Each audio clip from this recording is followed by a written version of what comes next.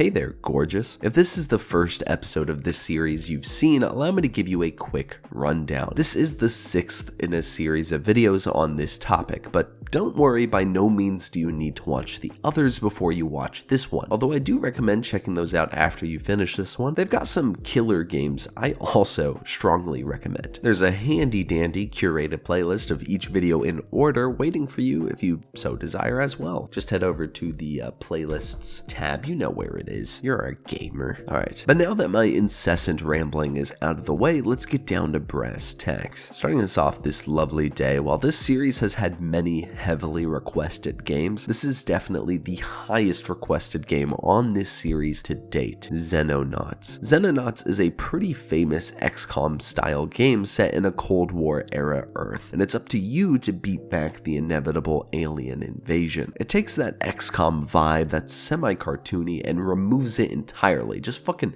boots it out the window, opting for a more gritty and realistic feeling. This is essentially XCOM with a grand strategy coat of paint, and damn, does that paint shine. What is this, satin? Sporting an impressive, very positive on Steam, Xenonauts has held its little niche and seems to be planning to continue to, as a sequel is on the way already. So how does a game of Xenonauts play out, you ask? Well, something like this. You build your fleet of ships, and when an alien UFO comes into view, you strike that bitch down. And after you knock that spaceship to Earth, you dispatch a crew of soldiers to go kill the surviving aliens and capture their corpses and ships for research. The goal of the game being to be as prepared as possible for the imminent invasion. Xenonauts is just quite simply a loyal reimagining of the original XCOMs. While the Fire-Axis XCOMs are difficult, Xenonauts is incredibly difficult with its initial learning curve. And rather than managing one base like in XCOM, Xenonauts has you building and managing multiple bases all over the globe. Not to mention the combat system is more of a one pool basis, while current XCOM is a mixture between different kinds of ability points. For example, for Fire-Axis's XCOM, you get your movement-based ability points, and then you get your attack points, so you can move and then attack. Whereas Xenonauts gives you a large pool of AP, but everything you do costs it, so if you use all your AP to run to one spot, you can't shoot. And the most important thing to remember when playing Xenonauts is that your shit is going to get rocked. Mine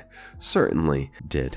More than once. Altogether, if you just want more control over your units and your bases, Xenonauts is for you. If you much prefer Fire-Axis XCOM or Phoenix Point style games, this might be a bit overwhelming for you. All in all, Xenonauts is beloved for a reason. It takes all the issues that the original XCOM had and did away with them, streamlining its style of play into one excellently developed package. The only real negative being that if we do encounter an alien invasion in real life, you might be a target if you have playtime in this on Steam. Whereas if you have Destroy All Humans playtime, they might like you a little more, you know? What the fuck am I talking about? Alright, now let's talk about a 2003 turn-based game called Silent Storm. Now, while Silent Storm's gameplay feels very similar to the likes of Jagged Alliance, which is another game I really need to talk about, but despite the similarities, it manages to hold its own identity. That identity potentially maybe being just the slightest bit racist. There is a misunderstanding. It is impossible! Now, despite the aged aspects of this game, I really do have to mention how tragically overlooked this game is nowadays. The fact that only one person recommended this to me is downright tragic, because this game is pretty incredible for its time. Released in 2003, it already had destructible environments and a well-developed combat system that, while taking a little bit of time to get a handle on, I found myself rather loving it. Not unlike Xenonauts, everything you do costs from a large pool of AP, but while Xenonauts' combat is relatively simple and to the point, Silent Storm allows for many different playstyles with each of your characters, which makes sense since Silent Storm's only real form of gameplay is its combat, so you'd want it to shine. It's essentially just a big playground of abilities and different types of fighters, and it's so good. The setting of Silent Storm is an alternate version of World War II, some steampunk-esque mechas and such tossed into the mix to spice things up a bit, and rather than a Saving Private Ryan vibe, it's definitely more of a comedy.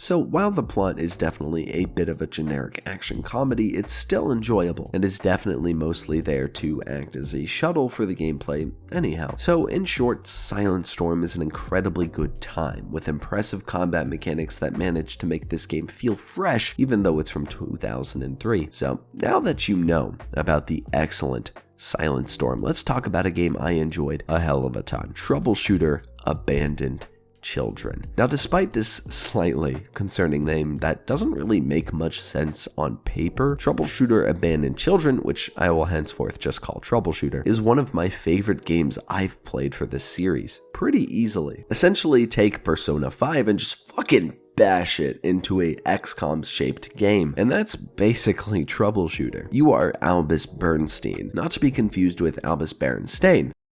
Bears, I'm a goddamn comedic genius. Albus is fresh out of troubleshooter school, and in order to discover the truth behind his parents' deaths, he is going straight into the belly of the beast of the city Valhalla to strangle its overwhelming crime and maybe find some clues along the way. But more than anything, Troubleshooter is about building relationships with others who show promise in this world around you. And in the end, while it loses the customization that XCOM has with its procedurally generated units, you gain the bubbly personalities and well-written characters of Troubleshooter, who I found myself getting very attached to as time went on. But this is definitely more like Persona than XCOM, as the main aspect of XCOM it borrows is its ability point turn-based combat, whereas the bulk of the game is definitely more centered around its relationship building mechanics. From its anime aesthetic to its linear plot, Troubleshooter is very honest with its Persona inspirations as well. Whenever you reach an important character moment, it has these beautifully wallpaper quality images to go along with those moments to help that punch hit a little harder. Because the graphics in this game aren't amazing and the animations aren't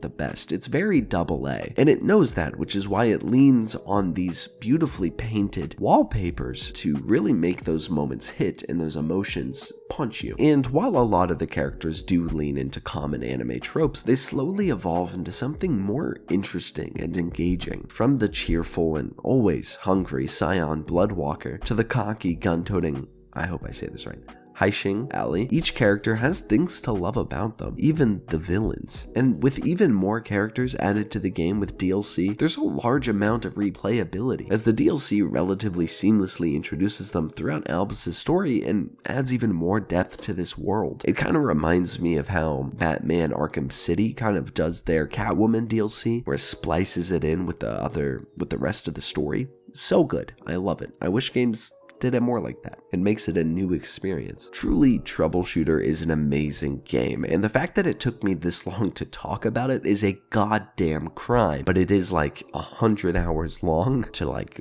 one playthrough, so I have a good excuse.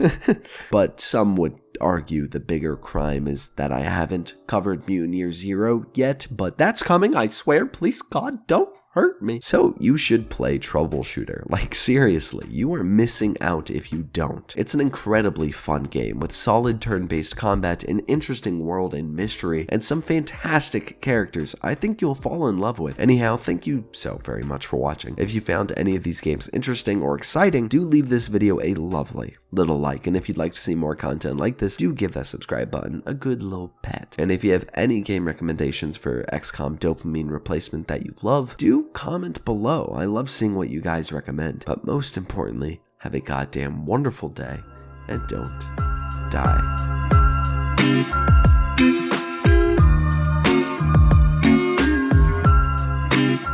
Oh, hey, you're still here? I've gotta respect your tenacity. Well, while I have you here, maybe I'll recommend you a movie. The Menu is pretty good. I just watched that just the other day. Essentially, it's about this super posh chef shitting on rich people for a couple hours. I loved it. So, go watch that if you wanted something else. Alright. Get out of here, you cutie. Oh.